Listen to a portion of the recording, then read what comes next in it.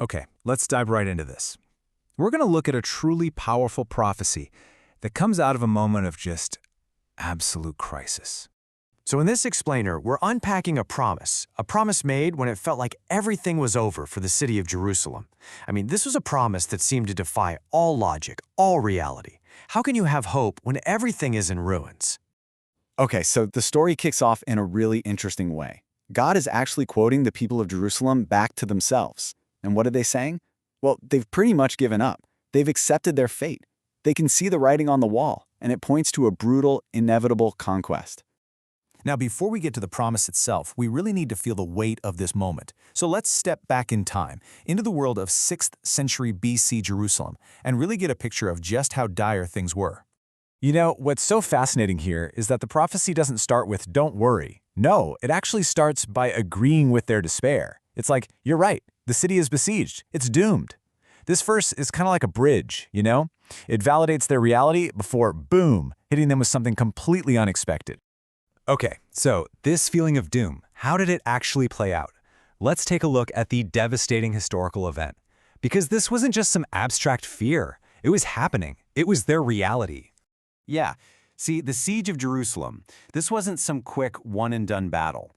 This was a brutal, grinding, multi-year ordeal. It was designed to systematically break not just the city's walls, but the spirit of its people. And it all came to a head in 586 BC when the city finally fell. So, first up, the sword. This was just a straight-up military defeat. They were facing the powerful, relentless Babylonian army, and they lost. Then, as that siege just dragged on, and remember, it cut off all supplies, the inevitable happened: famine. Starvation just became rampant inside the city walls. And finally, what happens when you have a population weakened by hunger, living in crowded, desperate conditions? Pestilence. Disease just swept through the city, and that was it. The final blow. Sword, famine, pestilence. It really truly seemed like the end. But was it the end? Because what God says next, right at this absolute rock-bottom moment for the city, well, that's what makes this whole thing so absolutely shocking. I mean, talk about a complete 180. Right in the middle of all this destruction and exile, we get this explicit promise. And it's not just about survival, it's about a full-blown restoration. He says he's going to gather them from all the countries where they've been scattered and bring them back, right back to this very place. And they're going to live there safely. It's just mind-boggling. And this, right here, this just brilliantly illustrates the core message. You could call it a principle of symmetry. Just look at this. The exact same divine power that brought the judgment, that great evil of conquest and exile, is the very same power that's going to be used to bring restoration, the good of being gathered and brought home. It's a perfect mirror image reversal. So here's the really crucial point. This promise wasn't just about changing their location, you know? It wasn't just about a homecoming. It was so much deeper than that. This was about completely transforming the people themselves. And the foundation for that transformation, it's something called an everlasting covenant. Now, this isn't like a temporary truce or a short-term deal. No, this is a permanent, unbreakable, divine promise of faithfulness from God to his people. It's for good. And just listen to how this covenant is supposed to work. It's not some external agreement like a contract you sign. The promise points to a really deep internal change. It says God will give them one heart and one way. We're talking about a spiritual renewal here, one that creates unity and devotion, and not just for them, but for their kids and their kids' kids, for all generations to come. But it wasn't all just high-level spiritual stuff. The promise had a super practical, on-the-ground side too. This wasn't some abstract, pie-in-the-sky hope.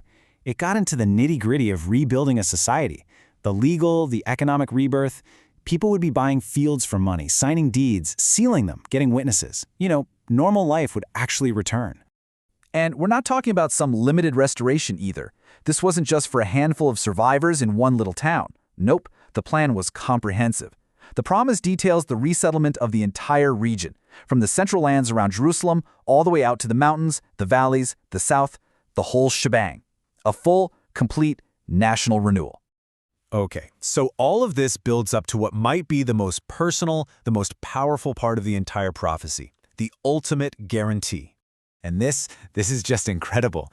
The guarantee isn't just about power, it's about passion.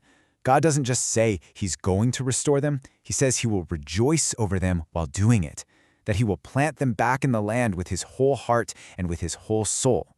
Can you imagine? This reveals such a deep personal delight and investment in seeing them flourish. So, what's the ultimate assurance? It's that God's own happiness is tied to making this promise come true. This restoration isn't some reluctant chore he has to do.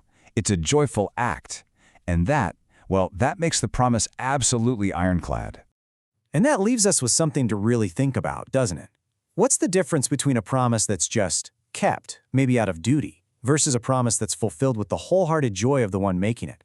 What does that joy change about the promise itself? It's a pretty powerful thought.